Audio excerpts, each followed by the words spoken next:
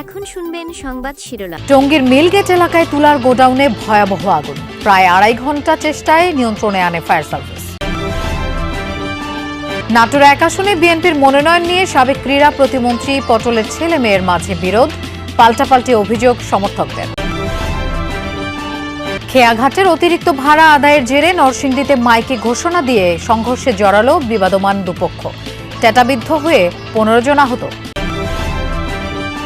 খুলনায় বর্জ্য থেকে জ্বালানি ও সার তৈরি প্রকল্পে অনিয়ম দুর্নীতি, প্ল্যান্ট স্থাপনের 2 বছরেও শুরু হয়নি উৎপাদন, চুরি হয়ে যাচ্ছে যন্ত্রাংশ।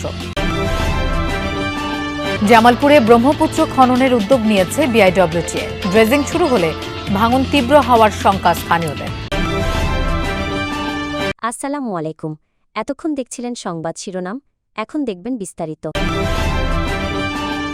গাজীপুরের টঙ্গীতে তুলার গোডাউনে ভয়াবহ আগুনের ঘটনা ঘটেছে। গুদামে আগুন দেখে প্রথমে নেভানোর চেষ্টা করেন স্থানীয়রা, পরে ফায়ার সার্ভিসের 8টি ইউনিট প্রায় 2.5 ঘন্টার চেষ্টায় আগুন নিয়ন্ত্রণে আনে।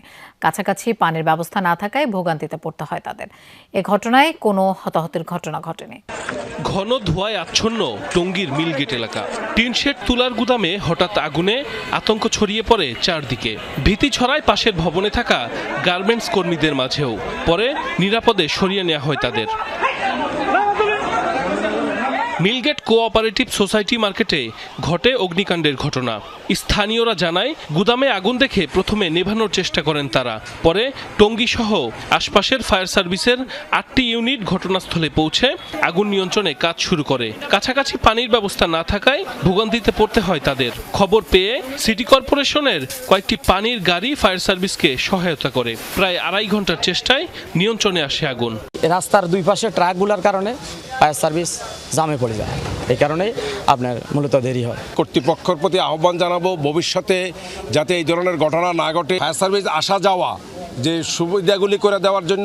ফায়ার সার্ভিস যখন জানিয়েছে যে সিটি কর্পোরেশনকে এখানে পানির সংকট, তৎক্ষণাৎই আমরা আমাদের 3টা ফায়ার সার্ভিসকে সাপোর্ট দেওয়ার জন্য ওয়াটার বোজন নিয়ে এবং 50 জন শ্রমিক নিয়ে আমরা ফায়ার সার্ভিসকে সহযোগিতা করতেছি। নাটোর 1 আসনে বিএনপির মনোনয়ন ঘোষণার পর থেকেই এলাকা জুড়ে উত্তেজনা। প্রার্থী হিসেবে ফারজানা শারমিন পুতুলের নাম ঘোষণা করায় এলাকায় বিক্ষোভ সহ নানা কর্মসূচি পালন করছেন তারই ভাই ডাক্তার ইয়াসির আরশাদ রাজনের সমর্থকরা। পুতুল ও রাজন দুজনই প্রয়াত ক্রীড়া প্রতিমন্ত্রী ফজলুর রহমান পটলের উত্তরসূরি। দ্রুত মতবিরোধ কাটিয়ে ভাই বোনের সম্প্রীতি হোক, এমনটাই চান এলাকাবাসী। গেল 5 আগস্ট ফ্যাসিস্ট আওয়ামী লীগ সরকারের পতন ও ছাত্র জনতার বিজয়ের বর্ষপূর্তি উপলক্ষে নাটোরের লালপুরে বিজয় র্যালির দৃশ্য এটি।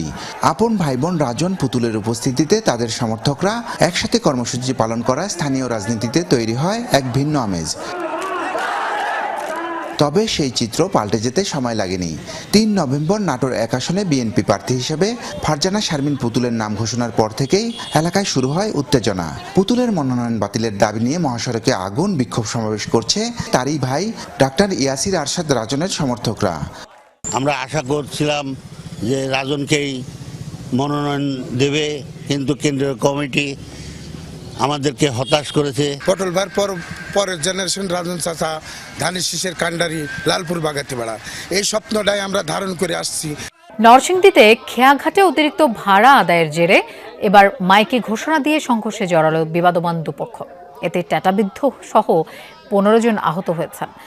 সকালে সদর উপজেলার মাধবদীর চরাঞ্চল জিতরামপুরে সংঘর্ষের ঘটনা ঘটে। পুলিশ ও এলাকাবাসী জানায়, জিরতরামপুরে খেয়াঘাটে ভাড়ার অতিরিক্ত টাকা আদায় এবং আধিপত্য বিস্তার নিয়ে স্থানীয় শহীদ মেম্বার ও চানমিয়া গ্রুপের মধ্যে বিরোধ চলছিল। এ নিয়ে গত সোম ও মঙ্গলবার দুই পক্ষের সংঘর্ষে 10 জন আহত হওয়ার পর এলাকায় অতিরিক্ত পুলিশ মোতায়েন করা হয়। আজ সকালে পুলিশ না থাকার সুযোগে মাইকে ঘোষণা দিয়ে ট্যাটা ও দেশীয় অস্ত্র নিয়ে সংঘর্ষে জড়ায় দুপক্ষ। আহত হয় দুপক্ষের 15 জন। খবর পেয়ে পুলিশ ঘটনাস্থলে গিয়ে পরিস্থিতি নিয়ন্ত্রণে নেয়। আহতদের বিভিন্ন হাসপাতালে পাঠানো হয়েছে। কথা ছিল, খুলনা নগরীর বর্জ্যে উৎপাদন হবে তরল জ্বালানি ও কম্পোস্ট সার। সেই জ্বালানিতে চলবে পরিবহন আর সারে উৎপাদিত হবে ফসল। জলবায়ু কল্যাণ ট্রাস্ট থেকে প্রায় 4.5 কোটি টাকা ব্যয়ে হয়েছে রিসাইকেল প্ল্যান্ট। কাজ সম্পন্নের 2 বছর পরেও প্ল্যান্ট চালু না হওয়ায় নষ্ট হচ্ছে যন্ত্রপাতি। অরক্ষিত অবস্থায় থাকার কারণে চুরি হচ্ছে মেশিনের যন্ত্রাংশ। পরিবেশ অধিদপ্তরের এই প্রকল্পে অনিয়ম দুর্নীতির অভিযোগ খুলনা সিটি কর্পোরেশনের। দুর্নীতির অভিযোগ তদন্ত শেষে ব্যবস্থা নেওয়ার দাবি স্থানীয়দের। 3R recycle, reduce and reuse এমন দুর্দান্ত কনসেপ্ট নিয়ে খুলনায় আসে পরিবেশ অধিদপ্তরের বর্জ্য রিসাইক্লিং প্রজেক্ট।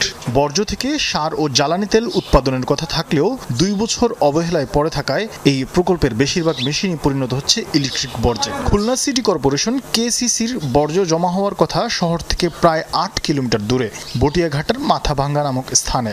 সেসব বর্জ্য ব্যবস্থাপনার জন্য শুরু হয় 3R পাইলট প্রকল্প। 4.5 কোটি টাকার এই প্রকল্পের আওতায় প্লাস্টিক বর্জ্যকে প্রক্রিয়াজাত করে জ্বালানি তেল ও কম্পোস্ট সার উৎপাদিত হওয়ার কথা। আমি এই জায়গায় 1 বছর থেকে আসি, এখন আমি কোনো কিছু দেখি নাই, কোনো কিছু হইতে যেরকম দেখতেছি সেরকমই। আমার মনে হয় শহরের থেকে কোনো ময়লা এই পর্যন্ত আসে না, ওটা ওইখান থেকেই অন্য কোনো জায়গায় নদীতে ফেলে দেয়। প্রকল্প এলাকায় দেখা গেলে মিলবে পরিত্যক্ত কোনো জঙ্গল, ঝোপঝাড়ে আবৃত গোটা এলাকা, ছড়ানো ছিটানো ময়লা আবর্জনা। যন্ত্রপাতিগুলো আদৌ চলবে কিনা জানা নেই কারো। চুরি হয়েছে দামি মালামাল। এর সাথে আর কি মোটর লাগানো ছিল, এই মোটর খুলে নিয়ে গেছে, তাই ছাড়া আর কিছু নেই। প্রকল্পের কাজ শেষ হয়েছে 2023 সালের জুনে। পরিবেশ অধিদপ্তরের কর্মকর্তা জানালেন, প্রকল্প সম্পন্ন হওয়ার পর খুলনা সিটি কর্পোরেশনকে কয়েক দফা চিঠি দেওয়া হলেও তারা বুঝে নেয়নি। জামালপুরে ব্রহ্মপুত্রের থাবায় বিলীন ভিটেমাটি, ঘরবাড়ি, ফসলের জমি। ভাঙন রোধে নদী খননের উদ্যোগ নিয়েছে বিআইডব্লিউটিএ। তবে স্থানীয়দের শঙ্কা, ড্রেজিং শুরু হলে ভাঙন আরও তীব্র হবে। যাচাই বাছাই শেষে সিদ্ধান্ত বাস্তবায়নের কথা জানিয়েছে উপজেলা প্রশাসন। জামালপুর সদর উপজেলার ব্রহ্মপুত্র নদ তীরবর্তী এলাকার বাসিন্দা নীলুফার বেগম গেল 4 বছরে বিলীন হয়েছে ইটাইল গ্রামে তার পরিবারের বিস্তীর্ণ জমি।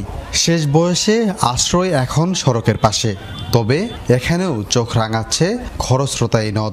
আমরা জীবত নয় যে থাকবো, আঙ্গরে এই জায়গা নাই, আঙ্গরে জমা জমি নাই, একটু বাড়ি ভিড়া তাও নদী ভাঙিয়ে নিচে গা, আমরা রোডের নগে বাড়ি তুলিয়া থাকতাছি।